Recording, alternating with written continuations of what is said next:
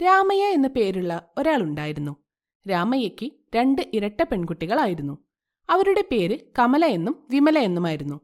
ചെറുപ്പത്തിൽ തന്നെ അവരുടെ അമ്മ മരിച്ചുപോയതുകൊണ്ട് രാമയ്യ അവരെ വളരെ ഓമനിച്ചാണ് വളർത്തിയത്. കമല പാവമായിരുന്നു. വിമല ബുദ്ധിമതിയും വളരെ നല്ലവളുമായിരുന്നു. കാലങ്ങൾ കടന്നുപോയി. കമലയുടെ കല്യാണം ആ ഗ്രാമത്തിൽ തന്നെയുള്ള വിശാൽ എന്ന ചെറുപ്പക്കാരനുമായി നടത്തുന്നു. കമല ഭർത്താവിന്റെ വീട്ടിൽ വളരെ സന്തോഷവതിയായിരുന്നു. കുറച്ചു ദിവസങ്ങൾ കഴിഞ്ഞപ്പോൾ അവൾക്ക് മനസ്സിലായി അവൾ ഗർഭിണിയാണെന്ന്. കമല വിശാലിനോട് ഇങ്ങനെ പറയുന്നു: ചേട്ടാ, ഒരു സന്തോഷവാർത്തയുണ്ട്. നിങ്ങൾ അച്ഛനാകാൻ പോകുന്നു. ഇത് കേട്ട് അവൻ വളരെയധികം സന്തോഷിക്കുന്നു. അവൻ ആ സന്തോഷവാർത്ത അവന്റെ അമ്മയോട് പറയുന്നു. അവരും ഇത് കേട്ട് വളരെ സന്തോഷിക്കുന്നു. അങ്ങനെ കുറച്ചു മാസങ്ങൾ കഴിഞ്ഞപ്പോൾ കമലയുടെ അമ്മായിയമ്മ കമലയെ ഒരു മന്ത്രവാദിനിയുടെ അടുത്ത് കൊണ്ടുപോകുന്നു. എന്റെ മരുമോൾക്കുണ്ടാകാൻ പോകുന്ന കുട്ടി ആണാണോ അതോ പെണ്ണാണോ എന്ന് നിങ്ങൾ പറയുക. ഇപ്പോ ആശുപത്രിയിൽ ഈ കാര്യങ്ങൾ പറയില്ല. നീ നോക്കിയിട്ട് പറ, തെറ്റുവരാൻ പാടില്ല. ഒരിക്കലും അങ്ങനെ തെറ്റുപറ്റില്ല. എന്തുണ്ടോ അതേ ഞാൻ പറയൂ. അതൊരിക്കലും തെറ്റാറില്ല. അങ്ങനെ പറഞ്ഞിട്ട് മന്ത്രവാദിനി കുറച്ചുനേരം കണ്ണടച്ചു നിന്നിട്ട് പത്മയോട് ഇങ്ങനെ പറയുന്നു: നിങ്ങളുടെ മരുമകൾക്കുണ്ടാകാൻ പോകുന്ന കുട്ടി പെൺകുട്ടിയാണ്. ലക്ഷ്മിയെപ്പോലെ ആയിരിക്കും അവൾ. അത് കേട്ട് ശരിയെന്ന് പറഞ്ഞ് പത്മ കമലയെയും കൂട്ടി വീട്ടിലേക്ക് പോകുന്നു. വീട്ടിലെത്തിക്കഴിഞ്ഞ് പത്മ കമലയോട് ഇങ്ങനെ പറയുന്നു: നോക്ക് കമല, നമുക്ക് പാരമ്പര്യമായി കിട്ടുന്ന സ്വത്ത് കുറെ കിട്ടാനുണ്ട്. നിനക്ക് ആൺകുട്ടിയാണെങ്കിൽ മാത്രമേ ആ സ്വത്തൊക്കെ കിട്ടൂ. മന്ത്രവാദിനി പറഞ്ഞത് നിനക്ക് പെൺകുട്ടിയാണെന്നല്ലേ? അതുകൊണ്ട് ഈ കുഞ്ഞിനെ നമുക്ക് വേണ്ട. അയ്യോ അമ്മേ, അങ്ങനെ പറയല്ലേ. ഇപ്പോ ഇല്ലെങ്കിലും അടുത്ത തവണ ഉണ്ടാകുന്ന കുട്ടി ആൺകുട്ടിയാണെങ്കിലോ? മന്ത്രവാദിനി പറഞ്ഞത് ശരിയാണോ എന്ന് നമുക്കറിയില്ലല്ലോ. അത് തെറ്റാനുള്ള സാധ്യതയുമുണ്ടല്ലോ. അതുകൊണ്ട് ഇതുവരെ കണ്ണു തുറക്കാത്ത ആ കൊച്ചിനെ കൊല്ലാൻ എനിക്ക് മനസ്സ് വരുന്നില്ല. നീ എന്നോട് തറുതല പറയുന്നു. പറഞ്ഞത് ചെയ്താൽ മതി. എന്നെക്കൊണ്ട് എന്റെ യഥാർത്ഥ സ്വഭാവം എടുപ്പിക്കരുത്. നാളെ തന്നെ നമ്മൾ ആശുപത്രിയിൽ പോകുന്നു. റെഡി ആയിക്കോണം. ഇങ്ങനെ പറഞ്ഞിട്ട് പത്മ പോകുന്നു. ഇത് കേട്ട കമല കരഞ്ഞുകൊണ്ടേയിരിക്കുന്നു. ദൈവമേ, ആർക്കും ഈ അവസ്ഥ കൊടുക്കല്ലേ. അമ്മയാവുക എന്നത് ഒരു ഭാഗ്യമാണ്. ആ ഭാഗ്യത്തെ നശിപ്പിക്കാനാണ് അമ്മായിയമ്മ ശ്രമിക്കുന്നത്. അങ്ങനെ ഓർത്ത് അവൾ കരഞ്ഞുകൊണ്ടേയിരുന്നു. രാത്രിയായപ്പോൾ വിശാൽ വരുന്നു. നടന്നതെല്ലാം അവൾ തന്റെ ഭർത്താവിനോട് പറയുന്നു. അവൾ പറഞ്ഞതെല്ലാം കേട്ടിട്ട് വിശാൽ ഇങ്ങനെ പറയുന്നു: കമല, എന്റെ അമ്മ എന്തു പറയുന്നു അതുപോലെ ചെയ്യാം. അങ്ങനെ പറഞ്ഞിട്ട് അവൻ അകത്തേക്ക് പോകുന്നു. അത് കേട്ടിട്ട് എന്തു ചെയ്യണമെന്നറിയാതെ അവൾ കരഞ്ഞുകൊണ്ടിരിക്കുന്നു. അവൾ രാത്രി ഉറങ്ങാതെ ദൈവത്തോട് പ്രാർത്ഥിച്ചുകൊണ്ടിരിക്കുന്നു. അടുത്ത ദിവസം രാവിലെ അവളുടെ അമ്മായിയമ്മ ഇങ്ങനെ പറയുന്നു: മരുമോളെ, നീ എവിടെയാ? ഇന്ന് ആശുപത്രിയിൽ പോകണമെന്ന് പറഞ്ഞതല്ലേ? ഇങ്ങനെ പറഞ്ഞ് അവൾ വീട് മൊത്തം അവളെ തിരഞ്ഞു നടക്കുന്നു.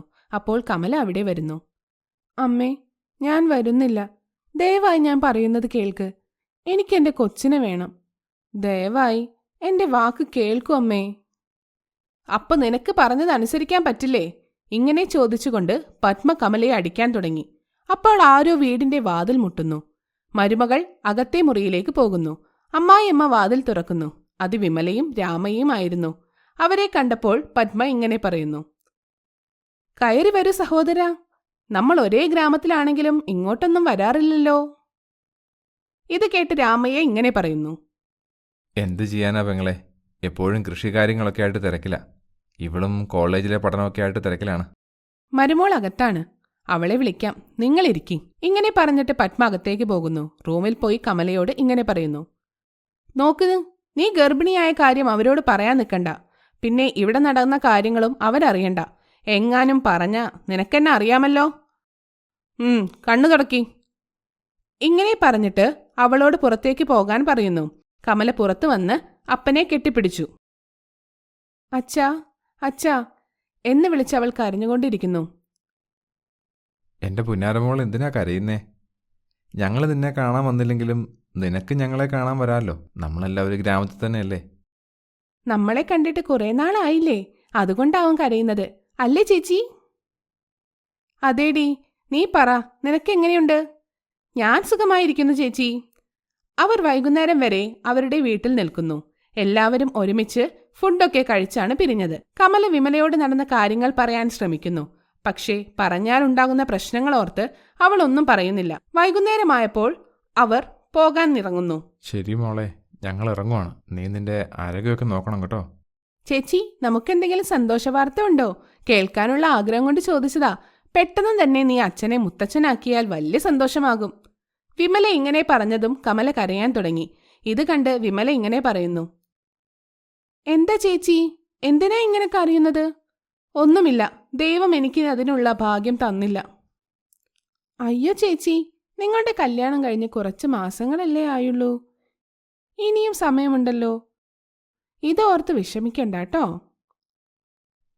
വിമല ഇങ്ങനെ പറയുമ്പോൾ കമല ഓക്കെ എന്ന് പറയുന്നു. അത് കഴിഞ്ഞ് അവർ രണ്ടുപേരും അവിടെ നിന്ന് പോകുന്നു. ഇന്ന് നിന്റെ വീട്ടിൽ നിന്ന് വന്നത് കാരണം ആശുപത്രിയിൽ പോകാൻ പറ്റിയില്ല. നാളെ എന്ത് സംഭവിച്ചാലും പോയേ പറ്റൂ. ഇങ്ങനെ പറഞ്ഞിട്ട് പത്മ അകത്തേക്ക് പോകുന്നു. കമല വളരെ വിഷമിച്ചു നിൽക്കുന്നു. വീട്ടിലെത്തിയ വിമല കമലയെക്കുറിച്ച് ആലോചിക്കുന്നു. ചേച്ചിക്കെന്തോ പറയാനുണ്ടല്ലോ. പിന്നെ എന്താ പറയാൻ പറ്റാത്തെ? അവളുടെ കണ്ണിലത് കാണാനും പറ്റുന്നുണ്ട്. അവളുടെ അമ്മായിമ്മ ആണോ പ്രശ്നം? എന്തോ ഒരു കുഴപ്പമുറപ്പായിട്ടുണ്ട്. പക്ഷേ അതെന്താണെന്ന് മനസ്സിലാകുന്നില്ലല്ലോ.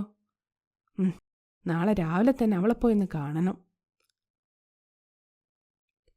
അവൾ ഇങ്ങനെ ഓർക്കുന്നു. അടുത്ത ദിവസം നേരം വെളുക്കുന്നു. അടുത്ത ദിവസം രാവിലെ കമല വീടിന്റെ മുറ്റമടിക്കുമ്പോൾ വിമല അവിടെ ഓടിക്കിതച്ചെത്തുന്നു. ചേച്ചി, ചേച്ചി, എന്താ എന്താ വന്നത്? അതും ഇത്രയും നേരത്തെ?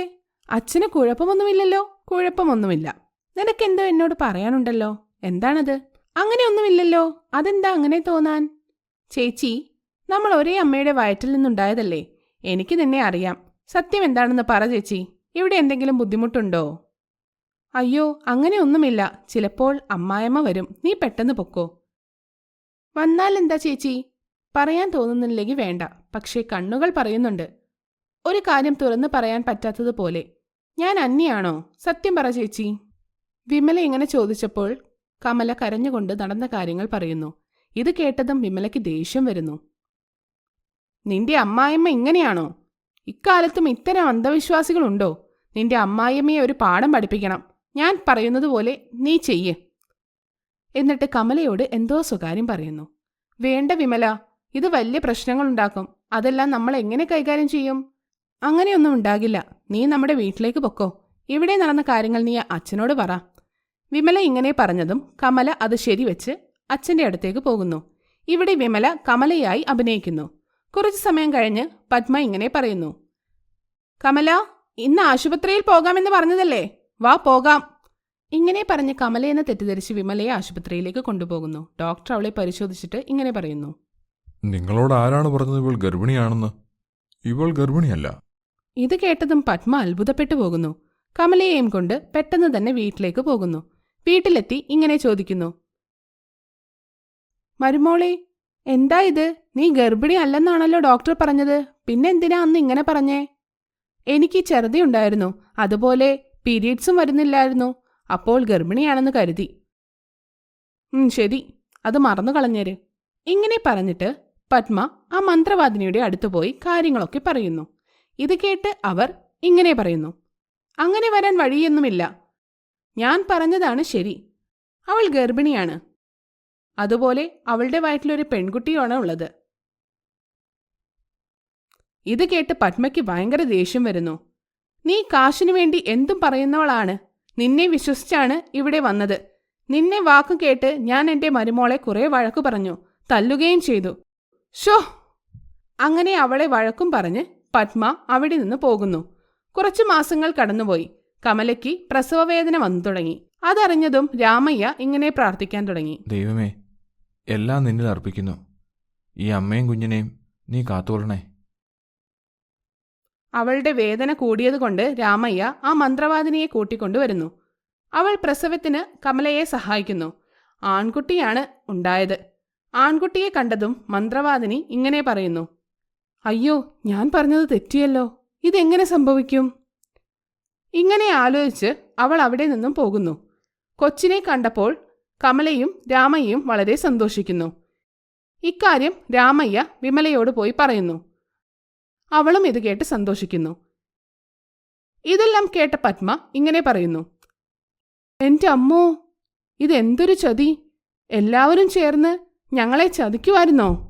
ഇതിൽ ചതി എന്താണുള്ളത് അമ്മായി? നിങ്ങൾ ആ മന്ത്രവാദിനിയെ വിശ്വസിച്ച് എന്നിട്ട് സംഭവിച്ചതെന്താ? ഇത്തരം അന്ധവിശ്വാസങ്ങൾ ഉണ്ടാവാൻ പാടില്ല. അതറിയിക്കാൻ വേണ്ടിയാണ് ഇങ്ങനെ ചെയ്തത്. അതുമല്ല, കൊച്ചാണോ പെണ്ണോ ആയാലെന്താ? കാശിനു വേണ്ടി കൊച്ചിനെ കൊല്ലുമോ നിങ്ങൾ? പെണ്ണിന് പെണ്ണ് തന്നെയാണ് ശത്രു എന്ന് പറയുന്നത് എത്ര ശരിയാണ്? പെണ്ണ് വേണ്ട എന്ന് പറഞ്ഞാൽ അടുത്ത തലമുറ എങ്ങനെയുണ്ടാകും? പെണ്ണില്ലെങ്കിൽ പിന്നെ കുട്ടികൾ എവിടെ നിന്നുണ്ടാകും?